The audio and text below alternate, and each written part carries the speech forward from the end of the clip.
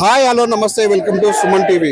Mobile constituency ఉన్నటువంటి గూడూరు మండలాన్ని అంటే ప్రత్యేక కాన్స్టిట్యూన్సీ చేయాలని చెప్పేసి కూడా ఇవాళ గూడూరు నాయకులంతా కలిసి జేఏసీ ఏర్పడి మొబైల్ కలెక్టర్ ఆఫీస్కి వచ్చారు. వాళ్ళ మెయిన్ డిమాండ్ ఏంటి ఒకసారి వాళ్ళ మాటలు అడిగి ప్రయత్నం చేద్దాం. మీరు చెప్పండి, అసలు మీ మెయిన్ డిమాండ్ ఏంటండి మీది? మా గూడూరు మండల కేంద్రం నియోజకవర్గంగా చేయాలనేదే మా డిమాండ్. ఎందుకంటే ఈ రోజు అన్ని కులాలు, అన్ని మతాలు, అన్ని పార్టీలు కలిసి ఏక నిర్ణయంతో మేము ఈ రోజు గ్రామ పంచాయతీల తీర్మానంతో పాటు మేము ఇక్కడ కలెక్టర్ గారు రిప్రజెంట్ చేయడం జరిగింది. మేము 2 సార్లు మోసపోయినాం, 59లో మోసపోయినాం, 76లో మోసపోయినాం, 2009లో మోసపోయినాం. గూడూరు గతంలో దాదాపు 500 సంవత్సరాల చరిత్ర ఉన్న గూడూరుకు అన్యాయం జరుగుతుందని చెప్పి మేము గమనించి ఈ రోజు మరోసారి మోసపోయడం సిద్ధంగా లేము. గూడూరు మండల కేంద్రాన్ని నియోజకవర్గ కేంద్రంగా చేయాలని చెప్పి ఈ రోజు ఇక్కడ రావడం జరిగింది. 1909 నుంచి తాలూకాగా 59 వరకు, అంటే మన ప్రభుత్వం వచ్చేంత వరకు 59 వరకు, అంటే 1909 నుంచి 1959 వరకు అది తాలూకాగా ఉన్నది. 59 నుంచి 76 వరకు తాలూకా ఉన్నది. 76 నుంచి అది సమితిగా ఏర్పడ్డది. సమితి తర్వాత 85లో మండలంగా ఏర్పడ్డది. 87లో మండల ఎన్నికలైనాయి. ఇప్పుడు మండల కేంద్రంగా ఉంటున్నది. కాబట్టి దాని చరిత్ర ఉంది. మా దగ్గర రుద్రమదేవుడు వెళ్ళిన, కాకతీయ రాజులు వెళ్ళిన పునాదులు ఉన్నాయి. బ్రిటిష్ కాలంలో ఉన్న వాటి పునాదులు ఉన్నాయి. నవాబు కాలంలో మొదటి నవాబు కాంచి మొదలు పెడితే ఆఖరి నవాబుగా ఉస్మాన్ అలీ ఖాన్ వెళ్ళిన కాడికి మా దగ్గర పునాదులు ఉన్నాయి. వాటి రూపాలు ఉన్నాయి. వారి ఆస్తులు అమ్ముకొని పోయిన అన్ని కూడా మా దగ్గర ఉన్నాయి. కనుక దయచేసి మా చరిత్ర కలిగిన గూడూరును నియోజకవర్గ కేంద్రంగా చేయాలనేది మా డిమాండ్. మీరు చెప్పండి, అసలు ఎందుకు గూడూరు చేయాలనుకుంటున్నారు? కూడా గూడూరు ముఖ్య పాత్ర ఉందని చెప్తున్నారు.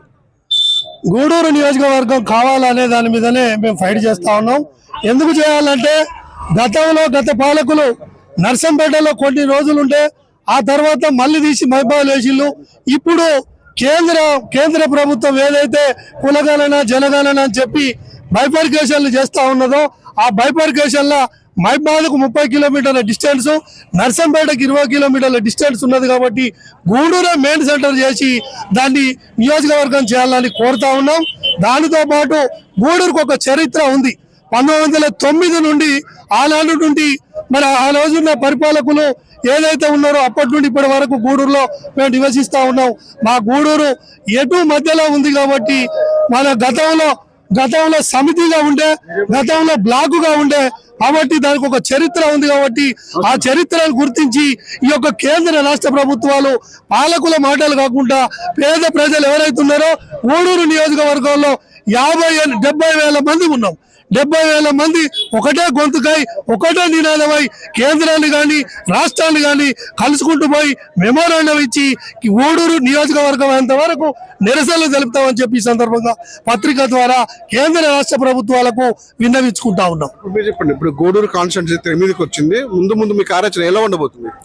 గూడూరు మండల కేంద్రం గతంలో మా పెద్దలు చెప్పినట్టుగా సమితిగా తాలూకాగా ఏర్పడి ఎన్నో సంవత్సరాలు గిరిజన సోదరులకి అన్ని విధాలుగా హంగులతో ఉన్న మండలం మన గూడూరు మండలం.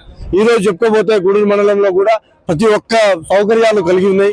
అయినా కూడా మాకు గూడూరు మండలానికి ఇవాళ నియోజకవర్గంగా ఏర్పాటు చేయడానికి కూడా నోచుకునే పరిస్థితుల్లో మేమందరం కూడా చాలా బాధాకరంగా బాధపడుతూ ఉన్నాం. ప్రతి పార్టీలకు సంబంధం లేకుండా మేధావులు, విద్యార్థులు ప్రతి ఒక్కరు కూడా ఇందులో కంకణం కట్టుకుని జేఏసీగా ఏర్పాటు చేసుకొని ఉమ్మడిగా మేము ఈ ఉద్యమాన్ని స్టార్ట్ చేయడం జరిగింది. అది కూడా ఇప్పుడు పునర్విభజన నియోజకవర్గాల్లో భాగంగా మా గూడూరుని కూడా నియోజకవర్గంగా ఏర్పాటు చేయాలని చెప్పి మా అందరి యొక్క ఆకాంక్ష కొరకు ఎంత దూరమైనా పోవడానికి సిద్ధంగా ఉన్నాం. ఇవాళ కలెక్టర్ గారి దగ్గరికి మెమోరాండం ఇచ్చేసి తర్వాత తదుపరి జేఏసీ ఏదైతే నిర్ణయం తీసుకుంటూ దఫల వారీగా ఉద్యమాలకు ముందుకెళ్లి ప్రాణాలు త్యాగాలు చేయడానికి సిద్ధంగా ఉన్నామని చెప్పి తెలియజేస్తూ మా నియోజకవర్గం గూడూరు నియోజకవర్గం అయ్యేంత వరకు కూడా మేము అందరం కంకణం కట్టుకుని ఈ ఉద్యమంలో ముందుకుంటామని చెప్పి తెలియజేస్తూ అంటే ఇప్పుడు ముఖ్యంగా గూడూరుకి సంబంధించినటువంటి ముఖ్యంగా వాళ్ళు చెప్తున్నారు, గూడూరుకి సంబంధించినటువంటి కూడా కాకతీయ కాలం చేసినటువంటి రాజుమ పరిపాలించారు. ఇక్కడ గూడూరుకి ఒక ప్రత్యేకత ఉంది. సంబంధించినటువంటి గతంలో కూడా దీన్ని కాన్స్టిట్యూన్సీ మండలం కూడా దీన్ని తాలూకా కూడా చేశారు.